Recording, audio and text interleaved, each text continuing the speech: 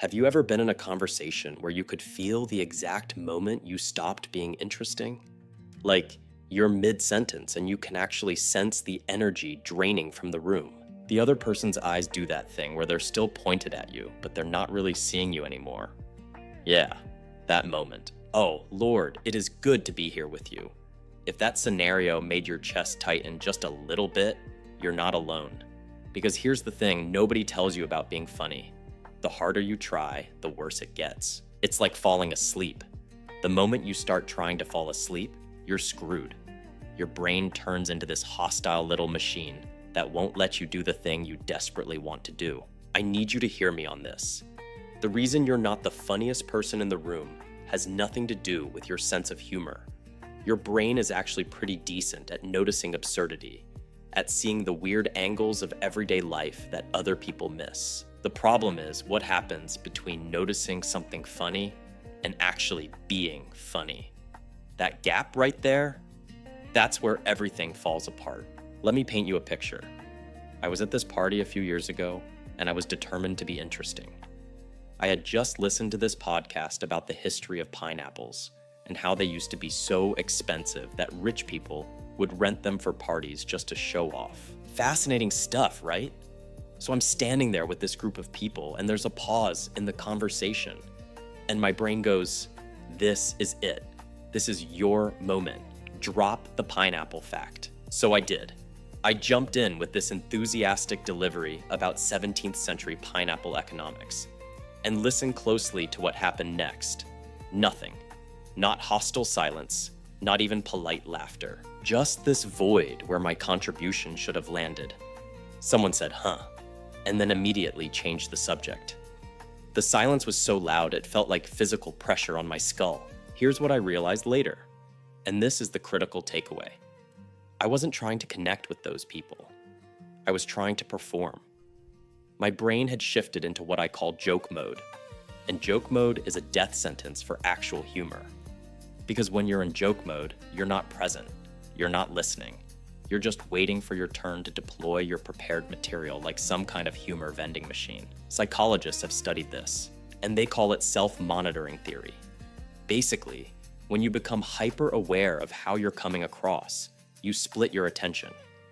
Part of your brain is trying to participate in the conversation, and the other part is standing outside yourself, judging your performance in real time. And that split, it kills spontaneity. It makes you stiff. People can feel it. Think about the funniest people you know. Take a second and picture them. I'm willing to bet they're not the people who try the hardest. They're not walking around with a mental catalog of anecdotes, waiting to deploy them at strategic moments. They're just there, fully present, reacting to what's actually happening in the room, instead of what they wish was happening. The cruel irony is that your anxiety about being boring is the exact thing making you boring. It's like you're so worried about the conversation dying that you start performing CPR on it before it's even sick. And everyone can tell. They can sense the desperation. It makes them uncomfortable, which makes you more anxious, which makes you try harder, which makes it worse. It's a death spiral. I've done this so many times, it's embarrassing. I'll be in a conversation, and I can feel myself losing the room. So what do? I double down. I start talking faster. I add more details. I explain the joke that wasn't landing to begin with. And with every word, I can feel the other person's soul trying to leave their body. They're nodding, but their feet are pointing toward the door.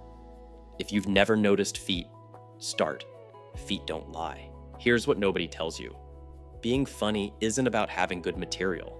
It's about being relaxed enough to notice what's already funny. The humor is already in the room. It's in the awkward pause, the weird thing someone just said, the absurd situation you're all experiencing together, but you can't see it when you're in your head, running your pre-written script. Let's pause and unpack that. When you're anxious, your brain goes into threat mode. And in threat mode, you can't process social cues properly. You miss the moment someone makes a reference you could build on. You don't notice when the group energy shifts. You're too busy monitoring yourself to actually be part of what's happening. You become a spectator in your own conversation. The solution isn't to get better at performing. The solution is to stop performing altogether. I know that sounds terrifying, because if you're not performing, what are you doing? You're just being there, saying whatever comes to mind and trusting that you're enough, which feels vulnerable as hell. We've all been conditioned to believe that we need to be impressive to be liked. But that's backward. Here's the thing about funny people that will make you angry. They don't care if they're funny. They care if they're having a good time. They care if the people around them are comfortable. They're not trying to get a laugh. They're trying to connect. And humor is just a byproduct of that connection. When you're genuinely engaged with someone, when you're actually listening instead of waiting for your turn to talk, funny stuff just happens. It emerges naturally from the interaction. I want you to think about the last time you laughed really hard. Not a polite chuckle, but that kind of laughter that makes your face hurt. I'm willing to bet it wasn't because someone told you a perfect joke. It was probably something stupid. Someone mispronounced a word, or you both noticed something absurd at the same time, or you were both so tired that everything became funny. It was spontaneous, unplanned, real. That's what your brain is stealing from you when it goes into joke mode. It's stealing your ability to be spontaneous, to be real, to notice the actual funny stuff that's happening right in front of you while you're busy trying to manufacture humor from nothing. And the worst part, everyone else in the room can tell. They can feel that you're not really there with them. You're somewhere else, performing for an invisible audience. So here's where we are. Your brain is trying to help you by preparing material and monitoring your performance, but it's actually sabotaging you. Because being funny isn't a performance, it's a state of being. It's about being present, relaxed, and genuinely curious about the people around you. And none of that is possible when you're stuck in your head, running your anxiety loops and judging yourself in real time. The good news? This is fixable, not by trying harder, but by trying less, by learning to recognize when you've slipped into joke mode and pulling yourself back out, by trusting that you don't need to be impressive to be liked, by showing up as yourself instead of as the person you think you should be. But we'll get to that.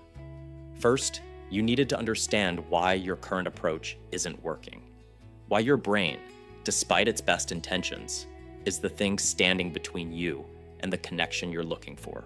All right, so now you know why your brain has been sabotaging you. Let's talk about what actually works. Because here's the thing, funny people aren't operating on some secret wavelength you don't have access to. They're just doing specific things that you can learn. And none of them involve memorizing jokes or trying to be the center of attention. The first mechanic is what I call the noticer effect, and it's deceptively simple. Funny people notice things, not big things, small things, the stuff that everyone else is experiencing but not commenting on. Like you're in a meeting and the air conditioning is blasting so hard that papers are literally moving on the table. Everyone feels it. Everyone is cold. But nobody says anything because we're all trained to ignore our physical reality and pretend we're professional robots. Then someone goes, "Is it just me, or did we just enter a wind tunnel?" And the whole room exhales because they named the thing everyone was feeling. That's not a joke. There's no setup, no punchline. It's just an observation. But it breaks the tension and makes everyone feel seen. That's the magic right there. I need you to understand this distinction. Most people think being funny means creating humor out of nothing. But that's not how it works. Humor already exists in every situation. It's in the gap between what we're pretending is happening and what's actually happening. Funny people just have the courage to point at that gap. Here's where it gets tactical. The reason this works is because it creates instant connection. When you notice something and say it out loud, you're essentially telling everyone else, "I see what you see. I'm experiencing this the same way you are." And that feeling of being understood, that's what makes people laugh. Not because your observation was particularly clever, but because you made them feel less alone in their experience. Let me give you a real example. I was at this networking event, which is already hell on earth, right? And there was this moment where the speaker asked everyone to turn to the person next to them and share their biggest professional challenge. You could feel the collective dread in the room. Like this wave of social anxiety just washed over everyone simultaneously. And this guy next to me, before we even started talking, just looked at me and said, "The worst part is we both know neither of us is going to remember this conversation in 20 minutes. And I lost it. Because he was right. He named the exact absurdity of what we were being forced to do. And suddenly, this awkward networking exercise became this shared joke between us. We ended up actually talking for like 30 minutes because he'd established that we were both in on the ridiculousness of the situation. That's the second mechanic, the callback loop. Once you've established a shared observation, you can keep coming back to it. It becomes this inside joke between you and whoever was there when it happened. And callbacks are powerful because they create history. Even if you just met someone 5 minutes ago, a callback makes it feel like you have this shared experience together. But here's the critical thing about callbacks. They only work if the original observation was genuine. If you're forcing it, if you're trying to manufacture an inside joke, people can tell. It feels desperate. The callback has to emerge naturally from something that actually happened. Something you both actually noticed and acknowledged together. Now let's talk about the thing that trips everyone up, self-deprecation. Because self-deprecation can be incredibly funny, but it can also make everyone in the room want to crawl out of their skin. And the difference between the two is honesty. When you make fun of yourself honestly, when you're actually acknowledging a real flaw or mistake, it's relatable. It's human. People connect with it. But when you fish for compliments with fake self-deprecation, when you say something like, "I'm so stupid," in that tone that clearly wants someone to contradict you, it puts everyone in an awkward position. They have to choose between letting your statement hang there or doing the exhausting work of reassuring you. Either way, the vibe dies. Nobody laughs because everyone is now managing your emotional needs instead of enjoying the conversation. Here's how to tell the difference. Honest self-deprecation sounds like, "I spent 45 minutes yesterday trying to open a door that said, 'pull,' before I realized I was pushing." That's specific. It's a real thing that happened. You're not asking for reassurance. You're just sharing a moment of human stupidity that everyone can relate to. Fishing for compliments sounds like, "I'm just terrible at everything. I don't know why anyone talks to me." See the difference? One is a specific observation about a specific moment. The other is a vague plea for validation. One makes people laugh. The other makes people uncomfortable. Let's pause and unpack the timing thing, because this is where people get tripped up. They think timing is about waiting for the perfect moment to drop your line. But that's performance thinking again. Real timing is about rhythm. It's about feeling when the conversation has space for your contribution and when it doesn't. Think of conversation like a song. There are beats, there are pauses, and funny people can feel those pauses. They don't interrupt, they don't talk over people. They wait for the natural gap, the moment when the group energy is ready for something new, and then they drop their observation. Not because they planned it, but because that's when it fits. I see people mess this up constantly. They have something they want to say, and they're so focused on saying it that they miss the rhythm entirely. They interrupt someone mid-story, or they jump in too fast after someone else finishes talking. And the observation might be good, but the timing kills it. It feels forced. It breaks the flow instead of adding to it. Here's the practical application. Next time you're in a conversation, I want you to try something. Don't think about what you're going to say next. Just listen. Fully listen. Pay attention to what people are actually saying and what they're not saying. Notice the room. Notice the vibe. Notice when someone makes a reference that you could build on. Notice when there's a natural pause. And here's the hardest part. Trust that you'll have something to contribute when the moment comes. You don't need to prepare it. Your brain is already doing the work. It's already noticing the absurdities, the contradictions, the funny little details. The problem is you've been overriding it with your anxiety and your performance mode. When you get out of your own way, the observations come naturally. I know this sounds like trust fall nonsense, like I'm telling you to just relax and it'll all work out. But that's not what I'm saying. I'm saying there's a specific skill here, and that skill is presence. It's the ability to be where you are, noticing what's actually happening, instead of being in your head worrying about how you're coming across. The funny people you admire aren't funnier than you. They're just more present than you. They're not running performance anxiety loops in the background. They're actually in the room, experiencing the moment and commenting on what they notice. That's it. That's the whole secret. So here's your assignment, if you want to call it that. For the next week, try this.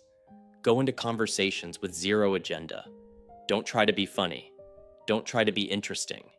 Just show up and notice things. Notice what people say. Notice the room. Notice the awkward moments. And if something strikes you as absurd or funny, just say it. Not because you're trying to get a laugh, but because you noticed it and you want to share it. Some of them will land. Some of them won't. That's fine. You're not performing anymore. You're just being human with other humans.